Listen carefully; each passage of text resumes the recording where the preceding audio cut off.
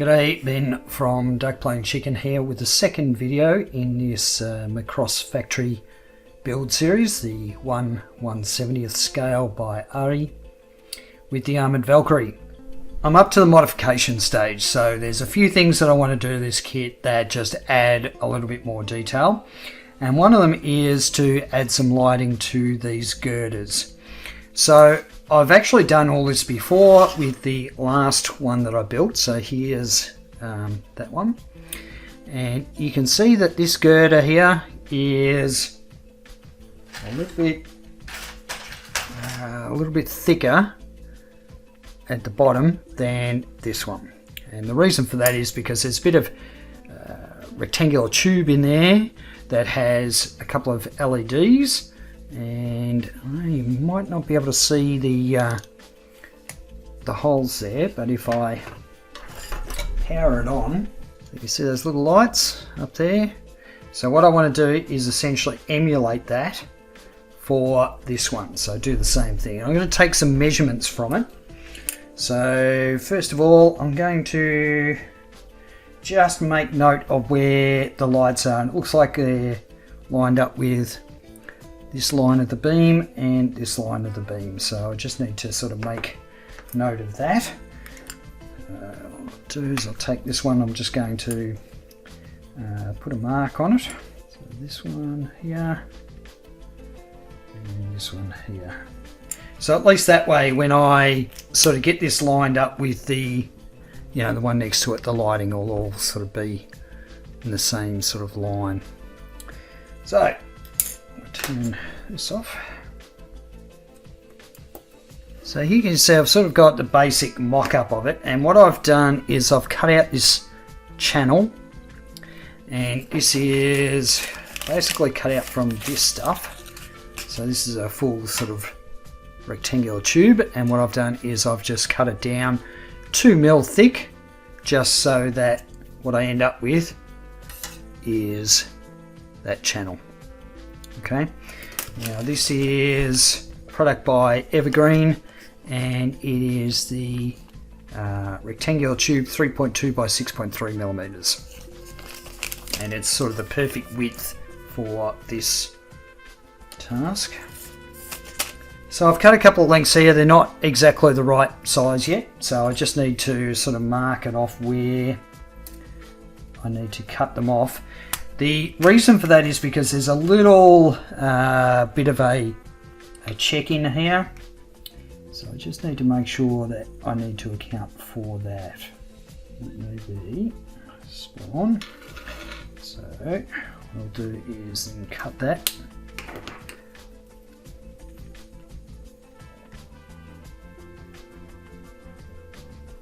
Okay, let's check the length of this. And it looks like it will probably need to be a little bit shorter. If I have problems sort of fitting it, I might be able to just file off and in, but I want to get it as sort of close to a butt joint as possible. Let's get that out of the way, and I need to make sure that the other one is going to be the same length, so that way I can do them both at the same time. Bing! Okay, so what's going to happen is this channel here is going to be glued underneath the bottom here of the girder, and that will allow me to run lights so that basically the cables come out the end here, which will eventually go into come out the back and then hook up to the rest of the wiring, so we can have some downlights.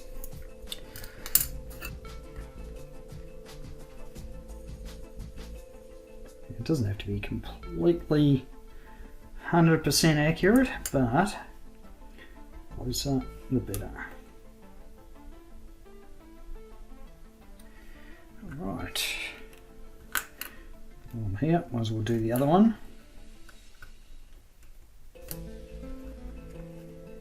Should have done this one in the first place.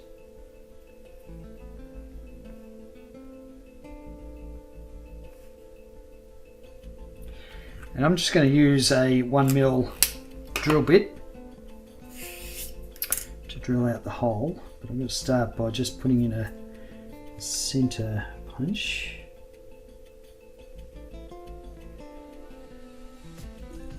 Try to get it in the middle as much as possible. And I think I found with the last kit that I did, I was really happy with the amount of sort of extra detail without taking away that 1980s charm of the kit. So I like that balance. You know, it's not necessarily accurate to the anime, and it's not a hyper realistic build, but it's for me it's sort of finding that nice balance. Okay, so 1mm drill bit here.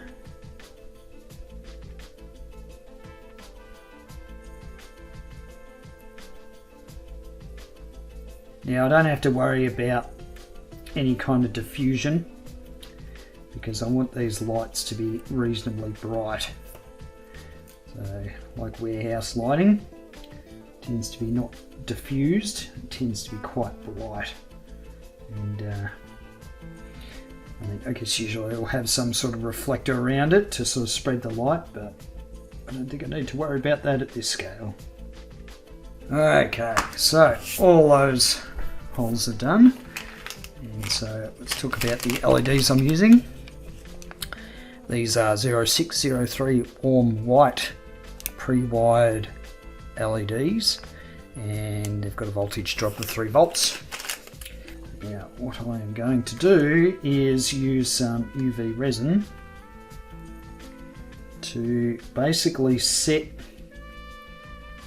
the LED in the track and make sure the LED is sort of over the hole. Okay, I'm just using this cheap UV resin. That's good. A little bit out on the palette here. I've got a toothpick ready. I've got my UV torch here ready. So I need to basically try and set up the LED so the wire is orientated the right way. I'm going to dunk the LED in the resin, get plenty on there, move the resin out of the way so I don't put my arm in it, and then I'm going to try and line it up with the hole properly, and then hit it with the UV torch. And then, before I go further, I need to test it. Yep, that light is coming through that hole loud and clear. So that's good, that's one done. Just need to sort of check that it's actually going to, you know, be flush, that I haven't got any sort of resin sitting proud or anything. Let's get that wire out of the way. You can see I'm using blue tack to sort of hold it in place. It just makes it a bit easier. Alright, grab another LED and rinse and repeat. UV resin, again, just completely submerging the LED in the resin. It's not going to hurt it in any way. I'll try and line it up as best I can with the hole.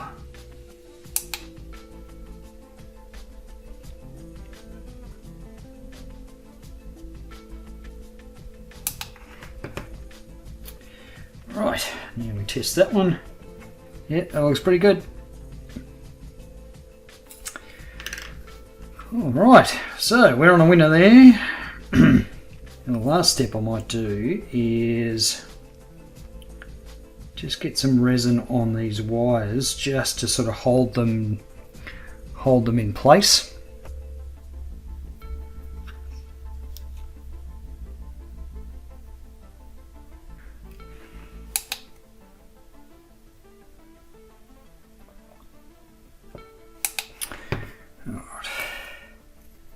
So the next step is to glue it in place. And I want to make sure that the back is flush with that little checkout, and then it should be all right at the front here. So I'm using Tamiya extra thin quick set, and I'm going to use just a little bit of it just to sort of tack it in place.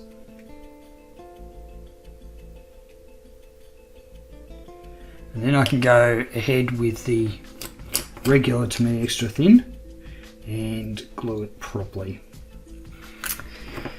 Okay, let's use some of the regular Tamiya extra thin and start getting this glued in place properly.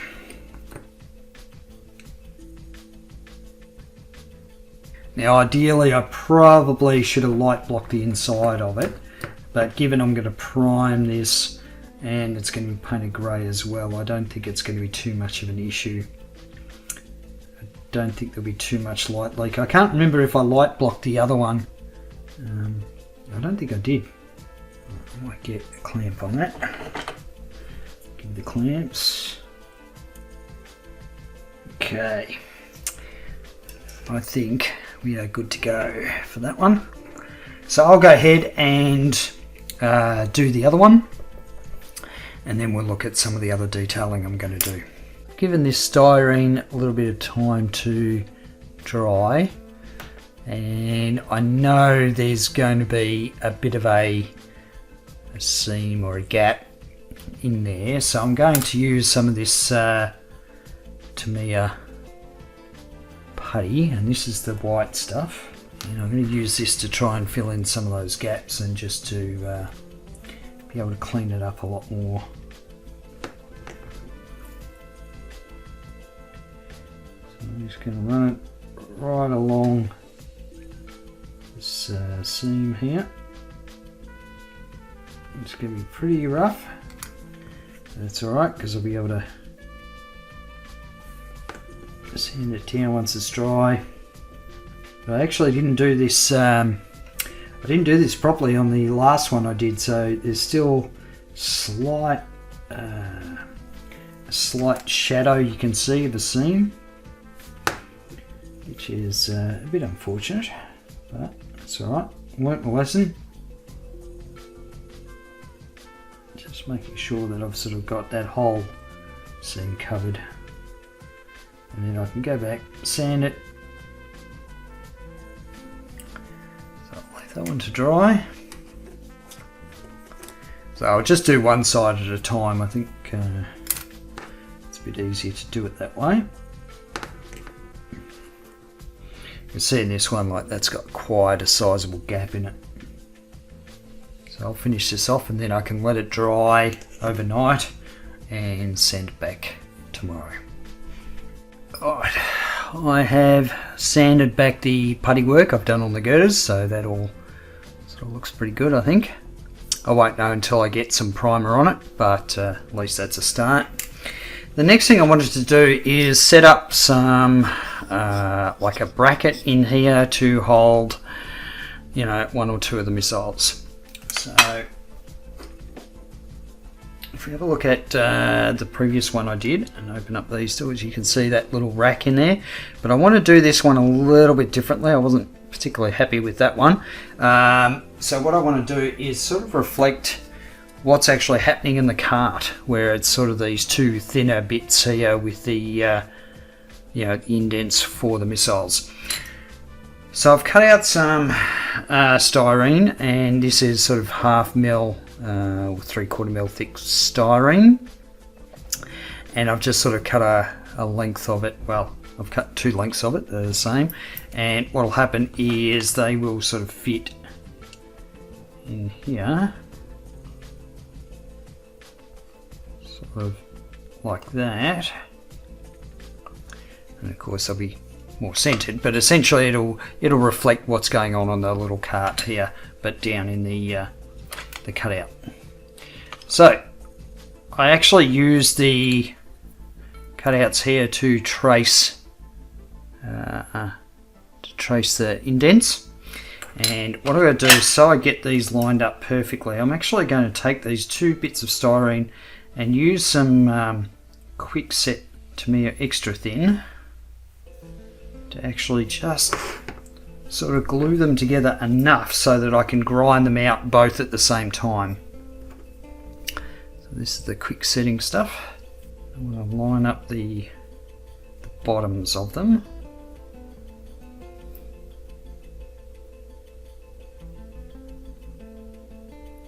I just want to put a dab in each sort of corner. I don't want to go overboard because I don't want to glue these things completely together. It's really just so that they're sort of temporarily together as one unit, so I can use my grinding tool to grind out the indents.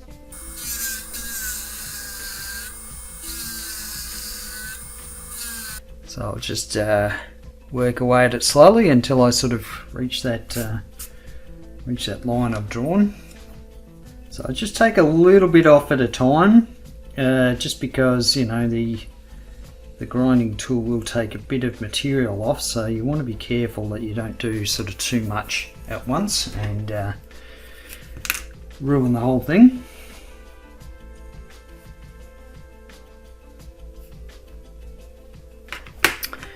So I'm getting sort of reasonably close there, and I've got one of the missiles, so I can actually check how it sort of sits in there. So I need to go a little bit wider. Okay, that's pretty good. So that will sort of sit in there like so, and anyway, I'll go ahead and do the rest of them, and then I'll show you how I'm sort of going to position it in here. Okay, so I've ground those gaps out. It's all sanded, ready to go. Now I've got to try and get these two bits of plastic apart. Oh, look at that. That's actually come apart pretty nicely. So just using a little bit of glue there. You can sand that off now.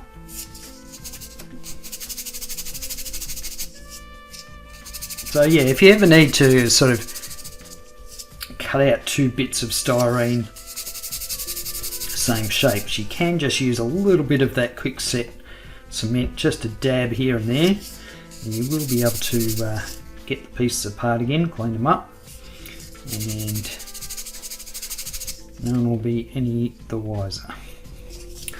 Okay, so the next step here is I want to set these up with these little I guess braces. So what I've done is I've cut them, this is 1mm styrene, so I've sort of cut them to the width of the gap between the racks on the trailer, so that should give me the same sort of I guess setup as the trailer for the missiles. So I'm going to start again. I'm just going to use some quick setting cement just to sort of tack it all in place and check that it works. This is a little bit fiddly, as you can probably tell. Tweezers may help. Not always, but sometimes they will help.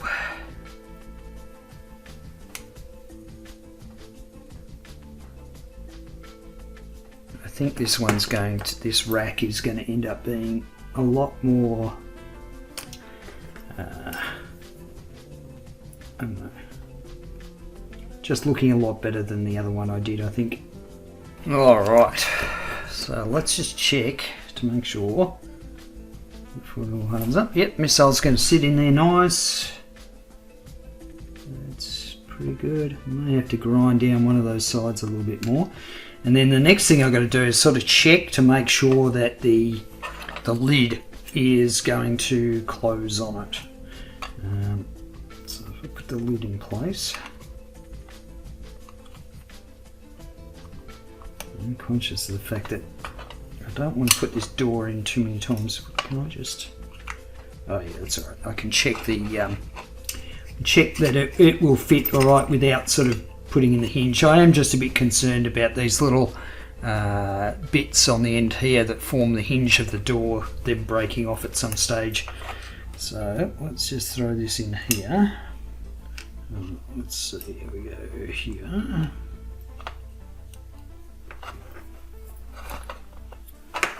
Alright, so let's see if the door will close. So the top, I may have to lower it. Yep, I'm going to have to lower it a little bit, and that's alright because what I can do is just sand a bit off the bottom. So off this surface here. I can get it in camera. So I need to sand the bottom bit because at the moment the missiles are sitting too proud and they will hit the door. So I just need to do some sanding there, and then we'll see how we go. Okay, I want to do some detail on the underside of the trapdoor. So you can see I'm drawing lines on to try and work out which way I'm going to go, but I think, yeah, I'm going to do a border around and then I'll have these sort of cross members and one down the middle. So if I show you the previous one I did, it's basically a kind of reflection of that, but slightly different. So in order to create that effect, I've used some evergreen styrene, and this is the 0.25mm thick stuff, so really quite thin. And I've cut it into sort of 2 and 1mm strips. So for the 2mm strips, that's what's going to make up the sort of border. And I want to make sure that I'm not going right up to the edge on each side. I don't want to sort of have it, you know, sitting right on that edge there. And the reason for that is because there's a lip that sort of goes around the outside to, you know, stop the trapdoor falling through. So I just want to make sure I avoid that. So in order to do this, I need to sort of work out how long I need to do it. So I'm going to use a render marker just to mark out the length of it. Okay, so just mark it there, and let's cut that strip. And while I'm at it, I will cut another one that is the same length. Okay. So now I'll sort of position this in place using some tweezers, if I can find them. Who took my tweezers? There we go. Alright, so let's get this lined up in place.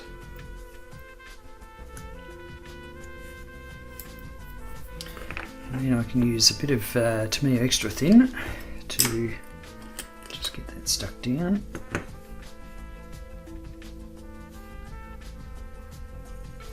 Once I've sort of got it tacked in place, I can add some more glue. And I just want to make sure that it's parallel.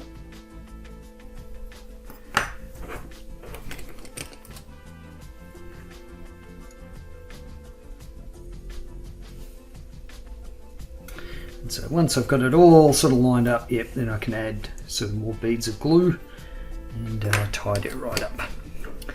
Okay, so the next step is to do these sides, and we can actually use what we've already got there.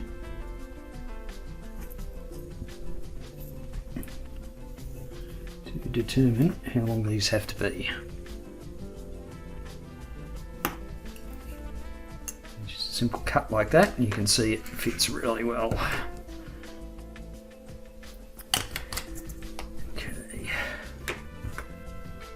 Of course, the great thing about extra thin cement is it will wick straight underneath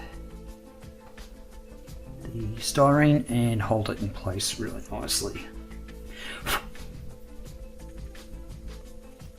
Alright, and the final one is going to be the one down the middle.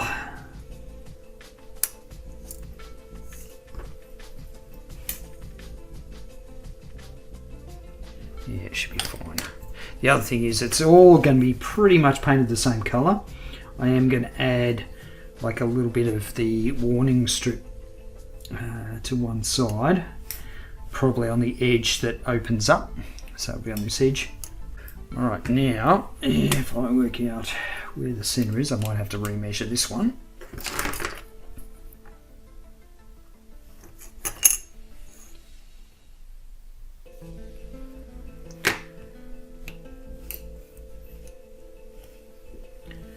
That's the way that one's going to go.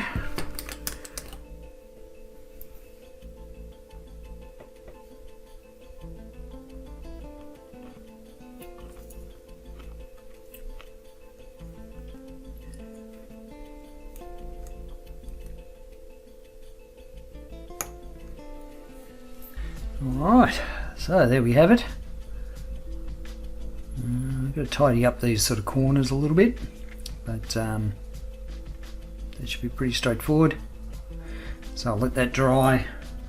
Now the next thing that I want to do is sort of work out what I'm going to do with these shelves. So you can see I've sort of been experimenting with some bits and pieces to try and sort of fill these out. I've sort of, just sort of gone through my Greevleys box and seen some stuff I can sort of pull out. So I think there's a few things I can use. I think this is actually a bit of plastic out of a printer.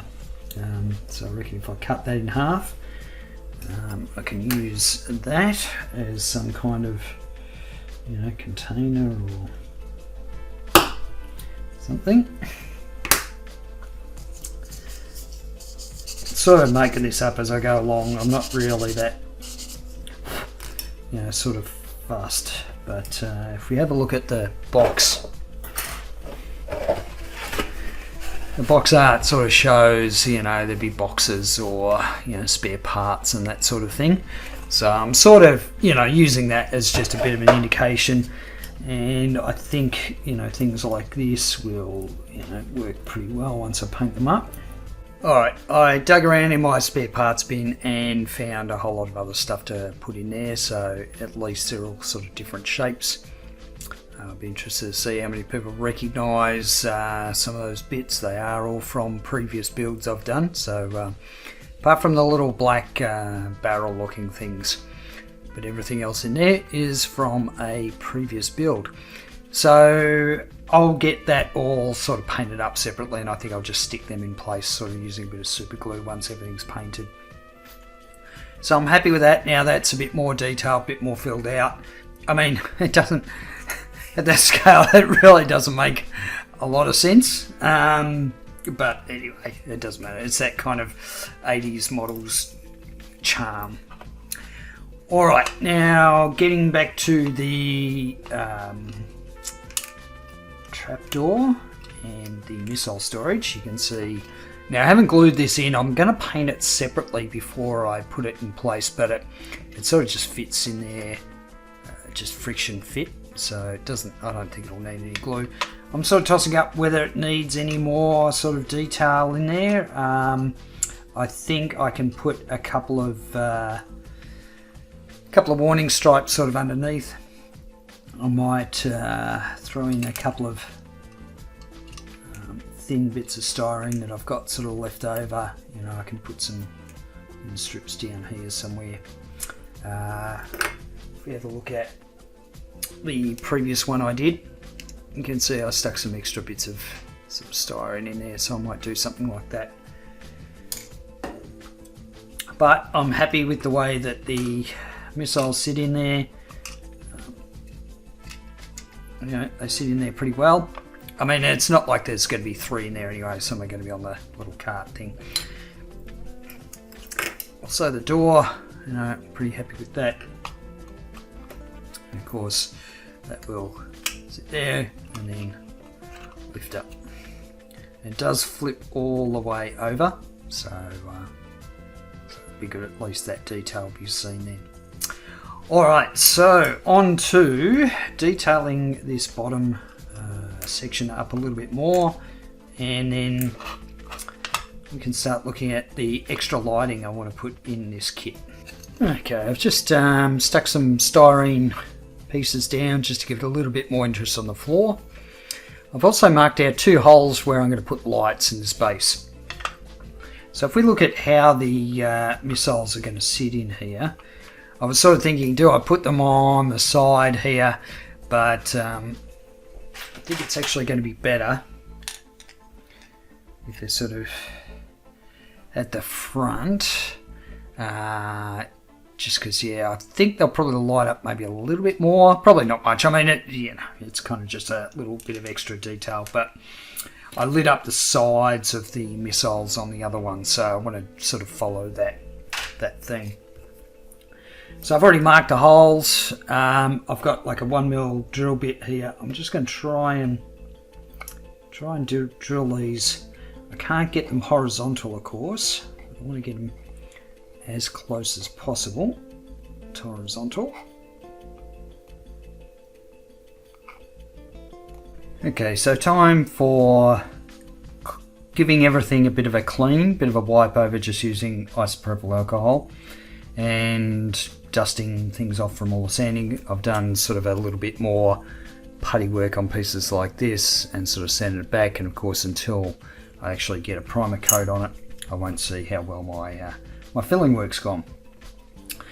So I've got all these little bits and pieces in here that I am going to empty into a small tray, and I'll probably end up just mounting them on sticks different ways using blue tack. Now I've got this cloth which is sort of used for cleaning glasses, so lint-free sort of cloth. Really good for cleaning down plastic parts after they've been sanded. I've got a stiff bristle brush, a softer bristle brush, and a combination of these things just help to clear off any sanding debris. So I don't want that sort of leaving marks in the painting. So just give that a good sort of scrub down with the brush.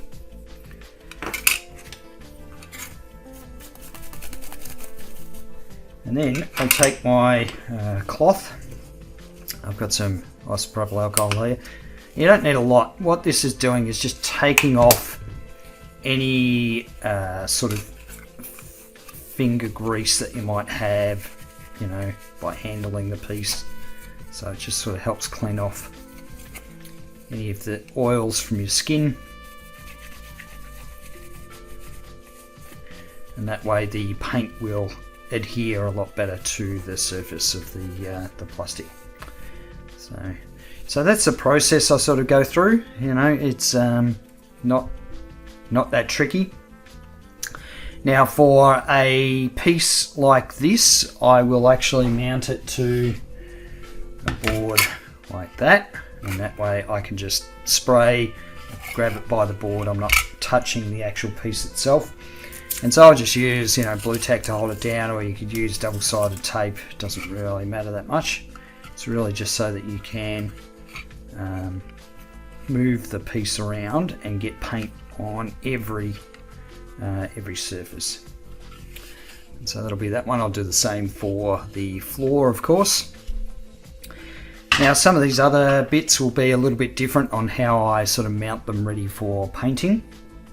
So I'll give this one a bit of a clean, brush down, and again just a little bit of IPA on the cloth here.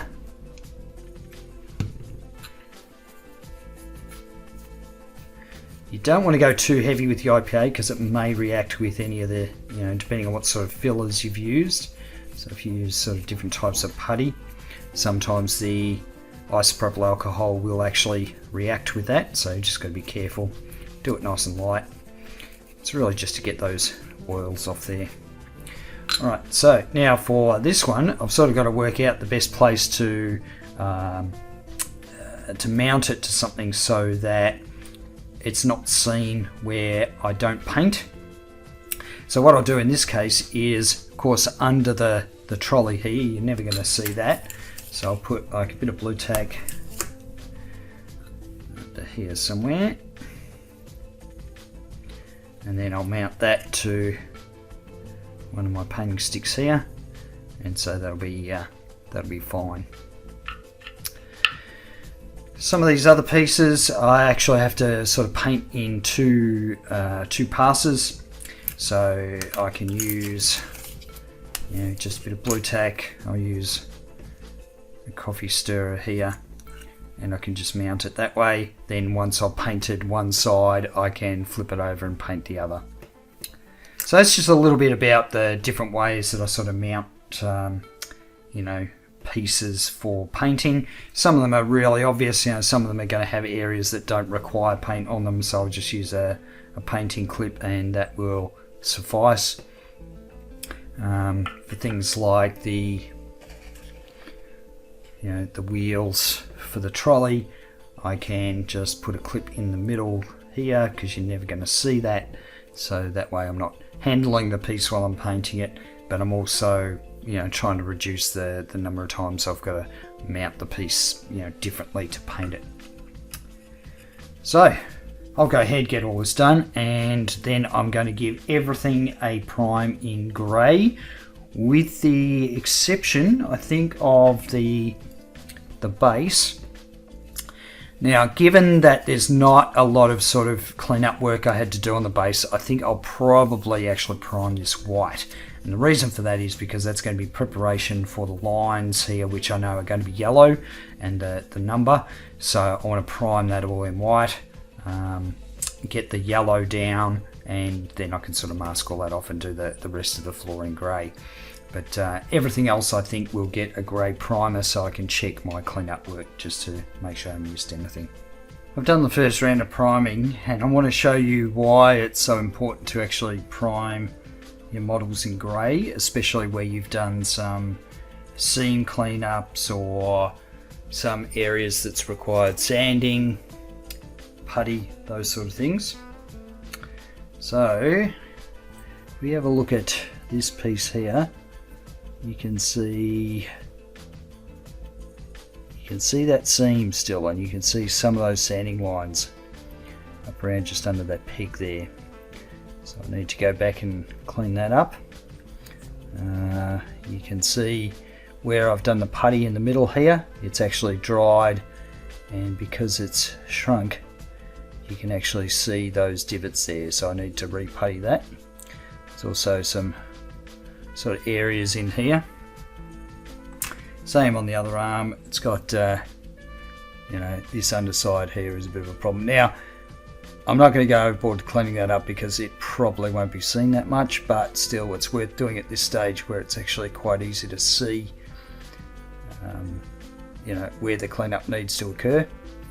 Now I also recognise this is an old kit, and it's going to have, it's certainly be far from perfect, but clean up as much as I can. The body's not too bad. There's sort of a bit of dust that's got in there that I'll just sand away. You can see there's a few issues sort of up there near the hole where the head connects. Yeah. The other thing that's surprising, I did quite a bit of work on this, but you can still see the sink marks of the ejector pins that I filled, so the ejector pin holes. So I don't know whether it's really going to be worth me cleaning that up or not. I'll because it's sort of close to where I've done all this strut work, so I think it's going to be too hard to get in there and sand without making sort of more of a mess. So I might just count that as a as a bit of a stuff up, which is disappointing. That's right, it is what it is. The legs didn't come up too bad. Certainly the middle seam on the legs was a lot easier to clean up, so you can see very little evidence of the center seam, but there are some sort of sanding marks, some scraping marks, and that sort of thing that I'll go and clean up. So when I'm going through this stuff, and I'll use Mr. Surfacer 500, so works like a really fine putty. I'll probably use a combination of that, bit of sanding, and then I'll re-prime it. Now I'll probably do that just once more. I don't think, the more you do it, you get sort of less return on effort. So I'll probably do some putty work, I'll do some sanding, I'll prime it again, and that will be it. I'm going to leave this video here just because the next step's going to be sort of all about the painting. So between now and then I'll do a lot more cleanup of the parts. Until the next video, I'll catch you later.